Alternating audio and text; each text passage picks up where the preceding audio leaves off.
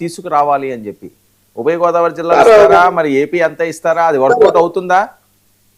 Sir Padmanabha Reddy గారికి పగ్గాలు ఇస్తారా లేదంటే వాచ్మెన్ డ్యూటీ చేపిస్తారన్నదే అది వైఎస్ఆర్ సిపిలోని అంతర్గత వ్యవహారం అండి. ఆయనకి ఇచ్చుకోమనండి లేదంటే ఏదైనా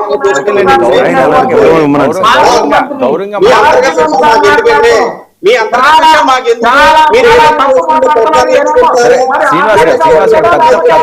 వయసు కన్నా మనం గౌరవం ఇవ్వాలి. అలా వద్దు, నార్మల్ గా మాట్లాడి. నేను క్వశ్చన్ అడిగి నార్మల్ మాట్లాడాను. మీరు గౌరవం ఇవ్వకపోయినా పర్లేదు కదా, అగౌరవంగా మాట్లాడద్దు.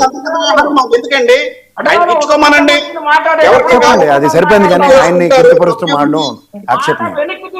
శ్రీనివాస్ గారు, మీరు ఆయన గురించి అంటారు కదా మాత్రం వాళ్ళు ఇచ్చుకుంటారని చెప్పుకోండి, కానీ ఆయన అవమానపరచొద్దు. పెద్ద ఆయన వయసుకి మర్యాద ఇవ్వాలి. సార్ సార్ సార్ ఒక విషయం సార్, వయసు రీత్యా ఆయన పెద్ద అయినా కావచ్చు, కానీ ఆయనకున్న సుఖిత స్వభావంతో మా దగ్గర ఎప్పుడో దిగజారిపోయారండి. మీరందరూ అనుకుంటారు కాపు నాయకుడిగా, మేమైతే అనుకోవట్లేదండి, అనుకోవట్లేదు. కాపులకు ఎవరు నాయకులు లేరండి. ఒకే ఒకటి ప్రజా సమస్యల మీద ఎవరైతే ఏ కాపు సమస్యల మీద ఆయన కన్నా ఎవరైనా పోరాడిన ఉన్నారండి? చెప్పండి శ్రీనివాస్ గారు, కాపుల కన్నా ఆయన కన్నా ఎవరైనా పోరాడిన చెప్పండి మీ సామాజిక వర్గంలో. ఏంటి సార్, ముద్రగడ గారి కన్నా కాపుల గురించి పోరాడిన వాళ్ళు ఎవరైనా ఉంటే చెప్పండి. ఎవరండి? నాకెప్పుడు లైమ్ లైట్ లో కనబడి ఆయన బీసీలో చేర్చడానికో లేదా ఆయన ఉద్యమం నేపథ్యమో అవన్నీ చూస్తూనే ఈ నేపథ్యం నాకు ఎప్పుడు సామాజిక వర్గ పరంగా కమిట్మెంట్ తో పనిచేసింది నేను ఎప్పుడు చూడలేదు. ఎవరికైనా సరే ముద్రగడ గారి కమిట్మెంట్ టువర్డ్స్ దర్ సామాజిక వర్గం జగమెరిగిన సత్యం. అది రెండు విషయాలు చెప్తాను. మీరు వ్యక్తిగతంగా పార్టీ పరంగా ఆయనకి ఇంటర్నల్ మ్యాటర్ అనుకోండి, నేను యాక్సెప్ట్ చేస్తాను.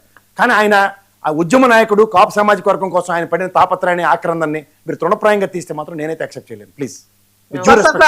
ఆయన ఏ ఉద్దేశంతో చేశాడని కళ్ళతో చూసిన వ్యక్తిని, మాట్లాడిన వ్యక్తిని అందరూ చూసిన వాళ్ళు సార్. ఏం ఆశించి చేశాడో, ఆయనకి సంబంధించిన అంశంలో ఎవరు ఫైనాన్షియల్ సపోర్ట్ ఇచ్చారో ఏంటో అవి ఎవరికి తెలియని విషయాలు.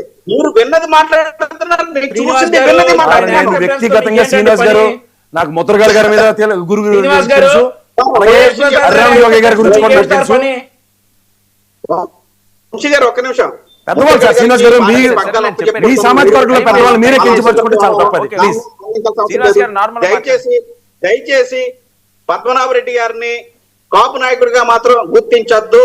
నా ఇంటికి కాపులకు ప్రవేశం లేదని ఓటును పెట్టిన వ్యక్తి అండి. పొలాన్ని రెచ్చగొట్టి తున్నిలోని ఘటన చేయించిన వ్యక్తి. ఓకే, సరే సరే సరే, ఇవన్నీ మొక్కలేదు. ఆయన చేసిన సేవ ఏంటో చెప్పానండి.